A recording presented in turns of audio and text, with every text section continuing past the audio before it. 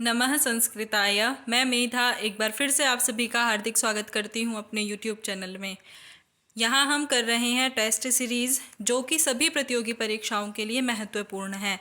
आप किसी भी प्रतियोगी परीक्षा की तैयारी कर रहे हैं, कहीं ना कहीं ये प्रश्न आपके लिए महत्वपूर्ण सिद्ध होंगे। तो टेस्ट सीरीज जो पहली थी उसका वीडियो कल आ चुका है। अगर आपने अभी तक वो नहीं देखा है तो उसका लिंक डिस्क्रिप्शन बॉक्स में दिया हुआ है, वहाँ से आप उसे चेक कर सकते हैं। आज है टेस्ट सीरीज 2। इसका पहला प्रश्न है, इदम स्त्री द्वितीया एकवचने रूपम भवति। इदम शब्द का स्त्रीलिंग में द्वितीय विभक्ति के एक वचन में रूप होता है। ऑप्शंस दिए हैं इमाह, इमाम, आसाम, एनाम। तो यहाँ इसका सही उत्तर होगा ऑप्शन नंबर बी, इमाम। प्रश्न नंबर 2, हनुमते नमः अत्र हनुमते इति पदे कस्याः विभक्तेः रूपम अस्ति।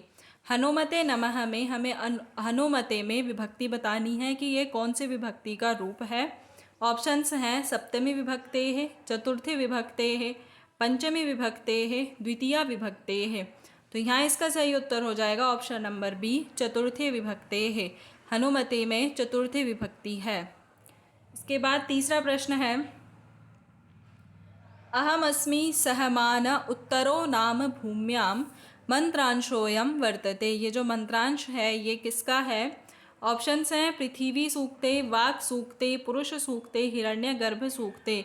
तो ये जो मंत्रांश है अहमस्मि सहमान उत्तरो नाम भूम्यां, ये पृथ्वी सूक्त का है। ऑप्शन नंबर ए इसका सही उत्तर होगा। प्रश्न नंबर 4, शुनः शेप आख्याने उल्लेखो नास्ति। शुनः शेप आख्यान में उल्लेख नहीं है। ऑप्शंस हैं वरुणस्य, वसिष्ठस्य, बादरायणस्य, अजिगर्तस्य।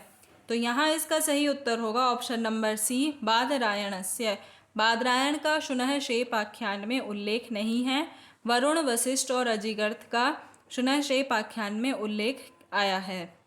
इसके बाद प्रश्न नंबर 5 है, आधारो। आधार क्या है। ऑप्शंस हैं कर्म, अधिकरण, करणम, अधिकरणम, संप्रदानम। तो ऑप्शन नंबर सी इसका सही उत्तर होगा, अधिकरणम, आधारोधिकरणम। इसके बाद प्रश्न नंबर 6, सप्तमी विधायकम सूत्रम अस्ति। सप्तमी विधायक सूत्र है। ऑप्शंस दिए हैं साधक तमम करणम, आधारोधिकरणम, कर्तुरीप्सिततमम, डी है किमपि नास्ति।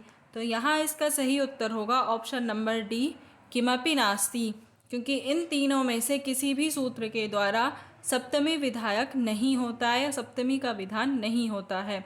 सप्तम्यधिकरणे च, इस सूत्र के द्वारा सप्तमी का विधान होता है। प्रश्न नंबर 7 है, कच्चिद् भर्तुः स्मरति रसिकेत्वं हि तस्य अनेन संबद्धः पक्षी विशेषः अस्ति मेघदूते। तो मेघदूत में इससे संबद्ध पक्षी विशेष कौन सा है। ये जो दी हुई है पंक्ति, कच्चिद् भर्तुः स्मरति रसिकेत्वं हि तस्य। तो ऑप्शंस हैं कोकिला, मधुकरी, सारिका, मयूरी। तो यहाँ इसका ऑप्शन नंबर सी सही उत्तर होगा, सारिका। ये जो मेघदूत में पक्षी विशेष है इस पंक्ति से संबद्ध, वो है सारिका। प्रश्न नंबर 8 है, मुक्ताजालग्रथितमलकं कामिनी वाभ्रवृंदम अनेन संबद्धः नगर विशेषः मेघदूते। तो इस पंक्ति से संबद्ध जो नगर विशेष है वो कौन सा है, मेघदूत के अनुसार हमें बताना है। ऑप्शंस हैं उज्जयिनी, अलका, दशपुरम या विदिशा। तो यहाँ इसका सही उत्तर होगा ऑप्शन नंबर ए, उज्जयिनी। मुक्ताजालग्रथितमलकं कामिनी वाभ्रवृंदम, ये उज्जयिनी से संबद्ध नगर विशेष है मेघदूत में। प्रश्न नंबर 9 है, रिक्तः सर्वो भवति हि लघुः पूर्णता गौरवाय सूक्तिरियं कुतः समुद्धृता अस्ति। ये जो सूक्ति है ये कहाँ पर उद्धृत है। उत्तर रामचरितात्, मेघदूतात्, कादम्बरीतः, शिशुपाल वधात्। तो ये कहाँ से ली गई है। ये ली गई है मेघदूत से। रिक्तः सर्वो भवति ही लघुः पूर्णता गौरवाय, ये सूक्ति मेघदूत में दी हुई है। प्रश्न नंबर 10 है ध्रुवमपाये। ध्रुवमपाये क्या है? करणम, संप्रदानम, अपादानम, अधिकरणम। ऑप्शन नंबर सी अपादानम, ध्रुवमपाये पादानम। इसके द्वारा यहाँ अपादानम ऑप्शन नंबर सी सही उत्तर होगा। प्रश्न नंबर 11 कुक्कुटमयूर्यौ इत्यस्य पदस्य लौकिक विग्रह भवति। कुक्कुटमयूर्यौ इस पद का लौकिक विग्रह बताना है। ऑप्शंस दिए हुए हैं कुक्कुटश्च मयूरी च, बी है कुक्कुटंच मयूरंच, सी है कुक्कुटस्य च मयूर्याश्च, डी है कुक्कुटौ च मयूर्यौ च। तो यहाँ इसका सही उत्तर होगा ऑप्शन नंबर ए कुक्कुटश्च मयूरी च। ऑप्शन नंबर ए इसका सही उत्तर होगा। प्रश्न नंबर 12 है अधो निर्दिष्टानां समीचीनां तालिकां विचिनोत। अब तालिका में हमें चुनना है सूची 1 और सूची 2 में। तो यहाँ पर दिया हुआ है सबसे पहले सूची 1 में अभिनिविशश्च। तो अभिनिविशश्च इसमें किससे संबद्ध होगी? तो ये होगी कर्म संज्ञा। अभिनिविशश्च इस सूत्र के द्वारा कर्म संज्ञा होती है। इसके बाद है अप्रिक्त। तो अप्रिक्त एकाल प्रत्ययः। चित्रगुः, चित्रगुः में बहुव्रीहि समास है। सवर्णम तुल्यास्य प्रयत्नम सवर्णम। तो अब यहाँ इसका सही उत्तर बनेगा ए में आया था हमारे 3, फिर बी में आया था 4, सी में हुआ था 2 और डी में हुआ है 1। तो 3 4 2 1 नीचे दिए हुए ऑप्शंस में से जो उत्तर सही होगा वही इसका सही उत्तर होगा, जिस ऑप्शन में 3 4 2 1 दिया हुआ होगा। तो 3 4 2 1 दिया हुआ है ऑप्शन नंबर सी में, 3 4 2 1। तो ऑप्शन नंबर सी इस प्रश्न का सही उत्तर होगा। प्रश्न नंबर 13 वर्णानाम् अतिशयितः सन्निधिः किम संज्ञकः स्यात्। तो वर्णों की अतिशय सन्निधि की कौन सी संज्ञा होती है?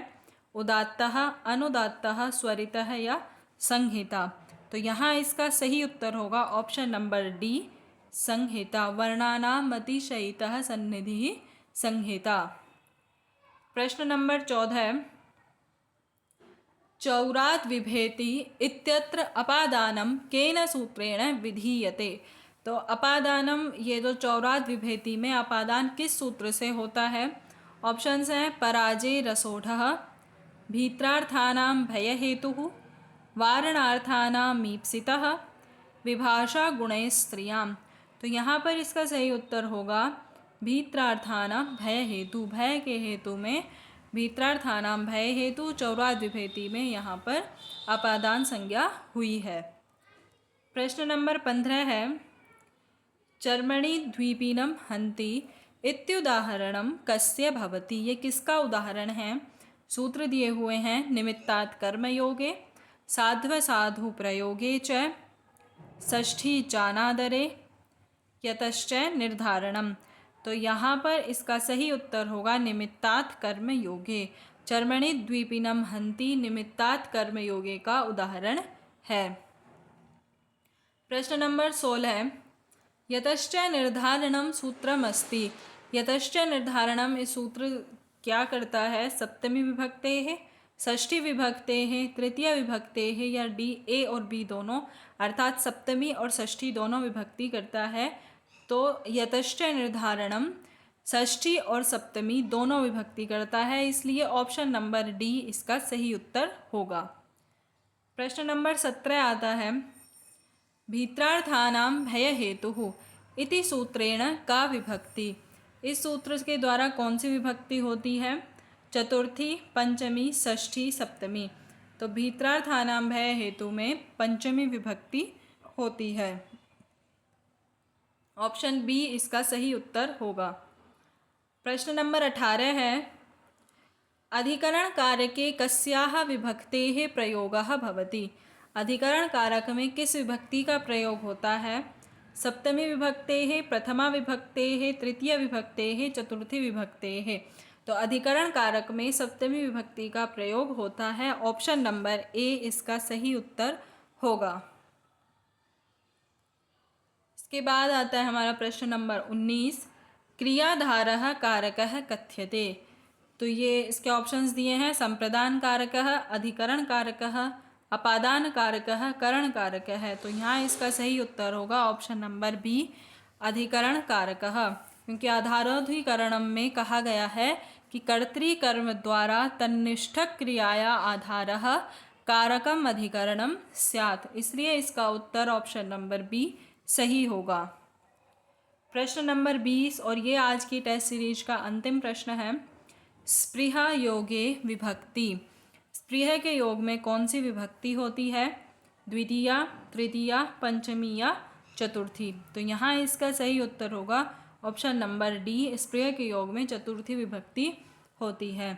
तो इस प्रकार आज की टेस्ट सीरीज संपन्न होती है। अगर आपको ये वीडियो पसंद आई हो तो लाइक, शेयर, सब्सक्राइब करना ना भूलें। फिर मिलते हैं अगली वीडियो में, तब तक के लिए धन्यवाद। जयतु संस्कृतम, जयतु भारतम।